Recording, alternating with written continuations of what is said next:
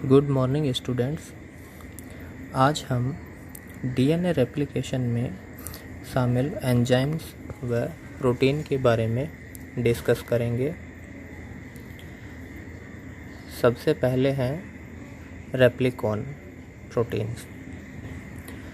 इससे पहले लेक्चर में हमने पढ़ा था कि डीएनए में जहाँ रेप्लिकेशन की प्रोसेस स्टार्ट होती है उसे हम ओरिजिन ऑफ रेप्लिकेशन या ORIC स्थल कहते हैं। इन ORIC स्थल पर विभिन्न प्रकार के प्रोटीन आकर अटैच होते हैं जो रेप्लिकेशन की प्रोसेस को इनिशिएट करते हैं, स्टार्ट करते हैं। उन प्रोटीन मॉलिक्यूल को कंबाइन रूप से रेप्लिकॉन कहते हैं। इसमें DNA A व DNA C प्रोटीन प्रमुख है। ये जो ओरिजिन ऑफ रेप्लिकेशन साइट होते हैं ये ऑलमोस्ट 80 रिच सीक्वेंसेस होते हैं जहाँ पे ये रेप्लिकॉन प्रोटीन है वो आकर जुड़ जाते हैं। नेक्स्ट फैक्टर है helicase enzyme. Helicase enzyme DNA strand के बीच में उपस्थित हाइड्रोजन बॉन्ड को तोड़ने का काम करते हैं, जिससे डीएनए के दोनों स्ट्रैंड सेपरेट हो जाते हैं, ओपन हो जाते हैं।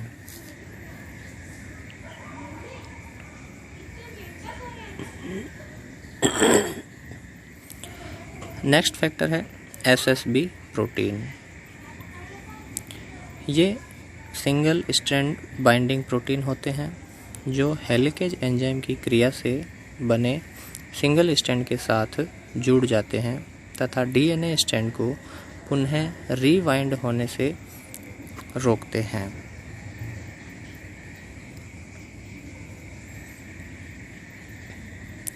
नेक्स्ट एंजाइम है टोपोआइसोमरेज या गाइरेज एंजाइम। यह डबल स्ट्रैंडेड डीएनए की टोपोलॉजी अर्थात डीएनए की वाइंडिंग या कोइलिंग को बदलने का कार्य करता है।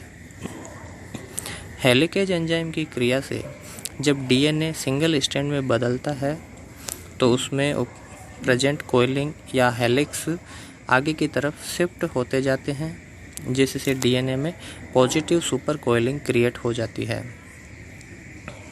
इसे वापस पुनः नॉर्मल अवस्था में लाने या ऐंठन को रिलैक्स करने का कार्य टोपोआइसोमरेज एंजाइम करता है।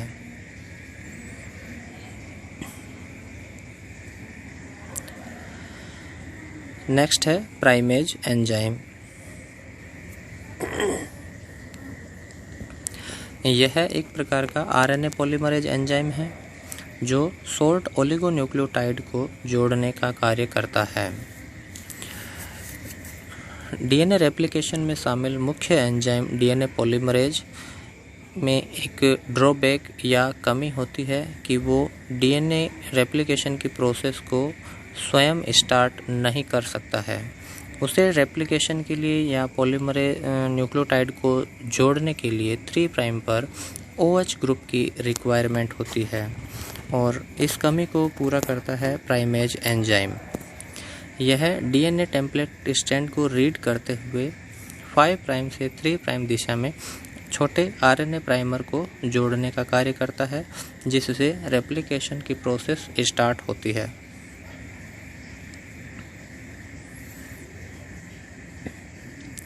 नेक्स्ट है डीएनए पॉलीमरेज एंजाइम।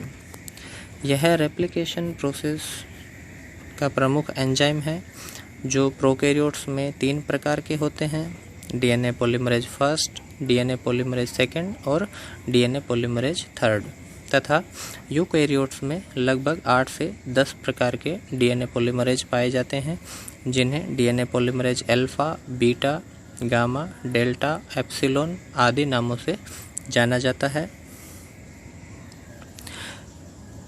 इनमें DNA polymerase third enzyme prokaryotes में प्रमुख पॉलीमराइजिंग एंजाइम होता है जो 2 प्रकार की एक्टिविटी को प्रदर्शित करता है।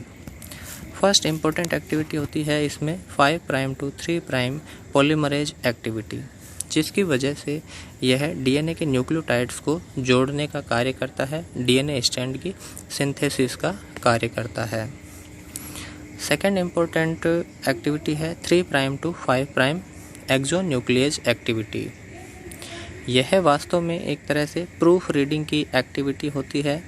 जब डीएनए पॉलीमरेज एक्टिविटी के द्वारा यदि कोई गलत न्यूक्लियोटाइड जुड़ जाता है तो उस न्यूक्लियोटाइड को वापस रिमूव करने का कार्य 3 प्राइम टू 5 प्राइम एक्सोन्यूक्लियेज एक्टिविटी करता है, जिसे एक तरह से हम प्रूफ रीडिंग एक्टिविटी भी कहते हैं।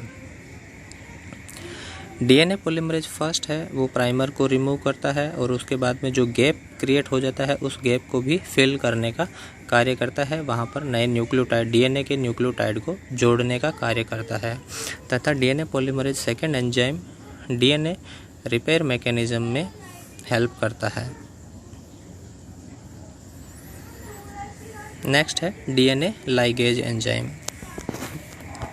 डीएनए रेप्लिकेशन की प्रोसेस में हम पढ़ेंगे कि एक डीएनए स्ट्रैंड की सिंथेसिस है वो कंटिन्यूसली होती रहती है, जबकि उसके अपोजिट स्ट्रैंड की जो सिंथेसिस है वो छोटे छोटे फ्रेगमेंट के रूप में होती है।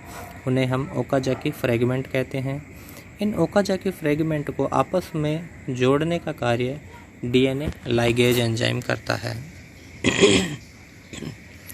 नेक्स्ट क्लास में हम डीएनए रेप्लिकेशन की प्रोसेस को पढ़ेंगे। Thank you.